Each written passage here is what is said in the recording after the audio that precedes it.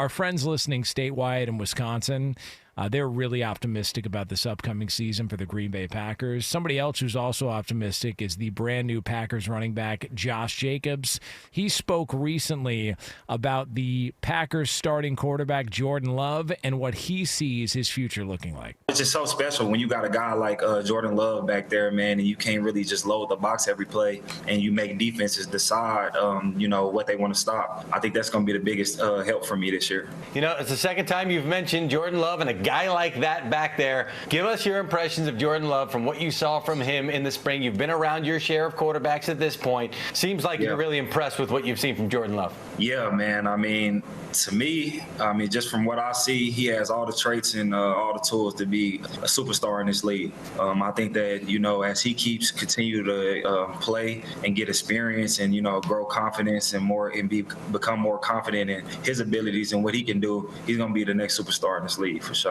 So that was Josh Jacobs, brand new Packers running back, talking with Mike Garafolo. Nice to have that type of confidence and buy-in, right? That's confidence and buy-in from your back.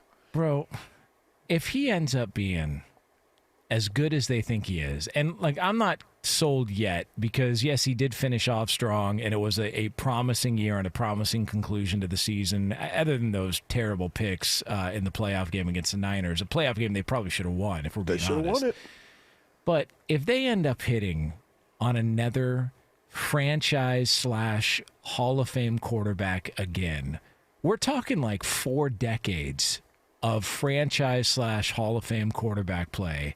The only other comp that I can think of in the NFL, and you would know this because you grew up a Steelers fan, is the Steelers' ability to identify a head coach. Oh, yeah. So they've got, 3 head coaches since the 60s? The Packers are going to have 3 starting quarterbacks since the mid-90s. 2 already are Hall of Famers and have won Super Bowls, and the other one, based on everything that you hear, Josh Jacobs included, is the goods and going to be a franchise guy and has everything to look forward to. And they seemingly love the same stops after they leave Green Bay. Yeah. For some strange reason. Yeah, they like going to the Jets. And they get on people's nerves at the end of their careers. I don't know. They kind of do everything the same. For different reasons. Different reasons. Right. Different reasons, but, nonetheless, still kind of the same. Listen, I thought Jordan Love figured it out last year. That's what I'll say. It appeared that he arrived in terms of what his potential and his capabilities can be. He outclassed Dallas in the playoffs, and listen, a lot of it had to do with the running game, and a lot of it had to do with Aaron Jones, which I'm sure Josh Jacobs is super ecstatic about, that the running back has such a role, an established role in that Green Bay Packers offense. But a lot of it had to do with passes. A lot of it had to do with timely passes. He delivered in the clutch. Down the stretch of the season, he delivered continuously. And I think that his confidence, you could see that his confidence was growing. You could see that he was just kind of morphing into what we consider to be, need I say, a franchise quarterback. My God, man. Yeah, so listen, first I was like, is he throwing shade at Vegas, at the Raiders? Because they still, for all intents and purposes, are still seeking that quarterback that could take them to the next level. Whether it was Carr or not, and he didn't have enough time, I don't know. I think he had enough time. I think we knew what we were going to get out of Carr at quarterback for the Raiders. But just to hear him sound so invigorated and excited and happy, it came across as genuine, Jonas. A lot of times you get the whole tongue-in-cheek. I'm here. I'm on this team. And I'm not going to say anything bad about my quarterback. That's kind of how I felt about Tua and the Cheetah. I felt like that was cap. I think Tua is good, but to leave and be like, he's more accurate than Patrick Mahomes and this, that, and that. I was like, man, that's cap, man. Like, you say what you want to say, but just be careful on your own reputation comparing a guy to Patrick Mahomes. Like, granted, you guys have done pretty well, but you ain't done what Patty's done. You know what I mean? So, but here, I feel like there's some real legitimacy. There's some real honesty here and a real belief and a real feeling that this is what his quarterback is and what he's going to be and what things are going to look like. And I don't think that until they prove, like you said, maybe there's not enough of a body of work to think that we should expect this Green Bay Packer team to make a push for a Super Bowl run. But I tell you what, they made a Super Bowl run. Yeah. They did make a Super Bowl run, and you know what? I'm not so sure that it doesn't look like this is a sustainable situation as it applies to the Green Bay Packers with Jordan Love, at quarterback. You can't understate, as you pointed out, what they did to Dallas. That was a dismantling. Dismantled him. Like that, and that's his first playoff game. And the defense was involved, but yes. Make no mistake about it. The offense came out and they if you thought that the Dallas Cowboys defense needed to make one stand in the playoffs for this team to get to where they were trying to go, it would have been that game. Yeah. Take advantage of that game with the young quarterback, and they weren't able to do it. They were not able to do it. And look, we talked about that game, obviously, and have pointed it out because that was the big question mark for Mike McCarthy. Why would you bring him back? The way they looked that game. It was, there was also, if we're going to be fair about it, Dan Quinn, there was also a lot of question marks. Like, what the hell was that? He's been praised for being as great as he was, and they got carved up by a guy in his first playoff game on the road. And goes and does that. And I also think this as well, too. There's got to be a little bit of I told you so from Matt LaFleur. Because the thought on Matt LaFleur was, well, yeah, he's got Rodgers. He got the job. It was maybe a little bit of a surprise that he got the job because people looked at it and said, he was an OC for a year in Tennessee. Why is he getting the gig? And, without Rodgers, now we're going to see. Well, I think he did pretty well, all things considered. And with Jordan Love, first-year starter, goes to the playoffs. They beat Dallas the way that they do, and then they're winning that game against the Niners. It took some great plays and clutch play from the Niners in order to get back in that game and win that game, and Green Bay still had an opportunity down the stretch to try and close them out on the road. So if you're the Packers, you got to come away from last year saying, yeah, maybe we need to see a little bit more before we guarantee that he's our guy for the next decade plus. But that's a hell of a start, man. You can't ask for much more than that. You can't. And I'll say this, what you can ask for a little bit more or much more is that he actually improves upon what he did last year.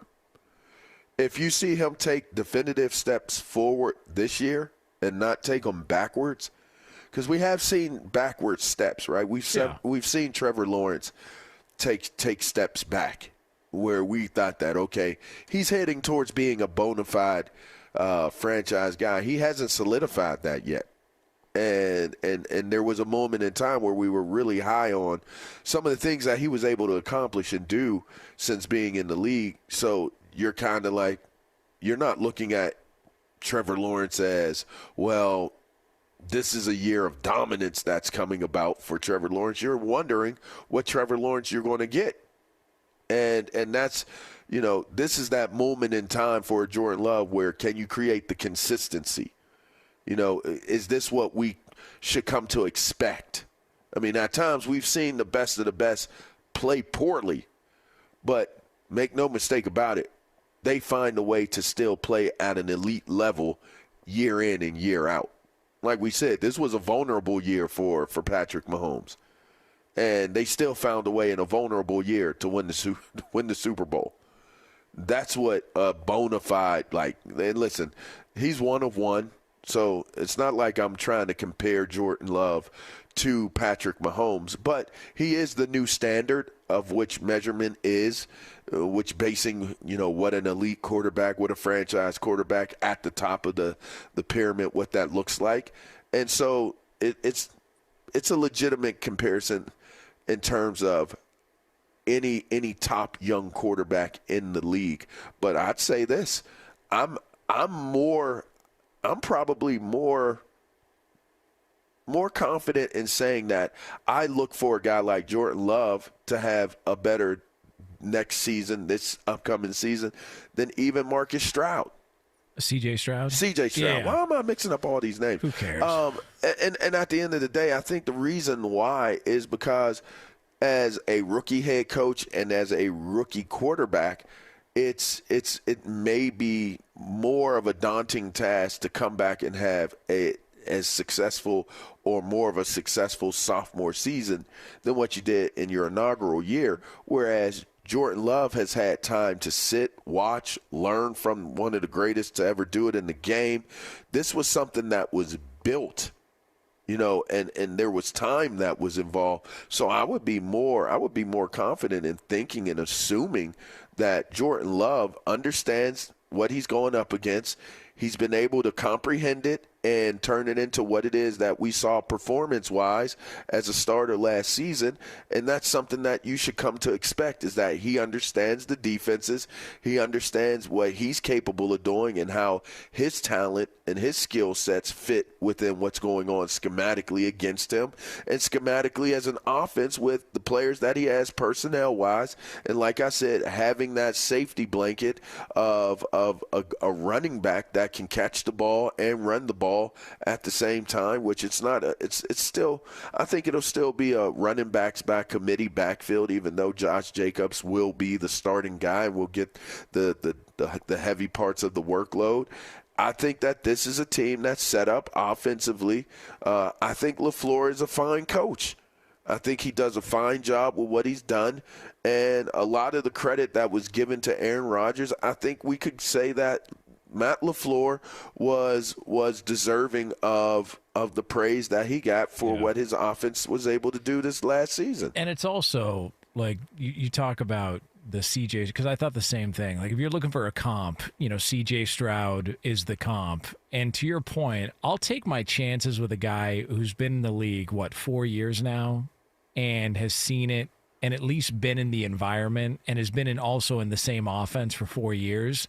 If I'm going to bet on somebody to have a follow-up year more similar to what he did the previous season, I'm with you. I would go with Jordan Love because, there could be that second year. Look, Mac Jones was a Pro Bowler his rookie year. I mean, and then took a step back. The next coming of Tom Brady. Yeah, and then all of a sudden, everything fell apart, and now he's a backup in Jacksonville. So, no, I'm with you. Everything looks like it's promising for the Green Bay Packers. Also, you mentioned the quarterback situation in Las Vegas. Maybe Josh Jacobs was, he's away from that now, maybe more of a stable quarterback situation in Green Bay. We've got a change in the odds. The Week 1 starter for the Las Vegas Raiders, according to our friends at DraftKings, is now Gardner Minshew at a minus 145. It was Aiden O'Connell, who was a pretty heavy favorite to be the starter, but something must have happened. Something must have gone on, and something must have gone down either in minicamp or whatever. And then next thing you know, Gardner Minshew, as we approach training camp, is the favorite to be the starter come Week 1 for the Raiders. So. Dang.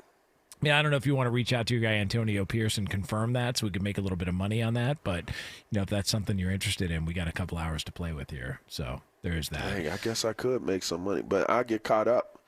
They look at my phone records and all kinds of stuff. Yeah, that's true. It's all right. I mean, that was like the draft, though, with god dang Jay Glazer, man. I'm sitting there at the draft, and he's giving me the picks like 10, 15 minutes before the dang pick go in.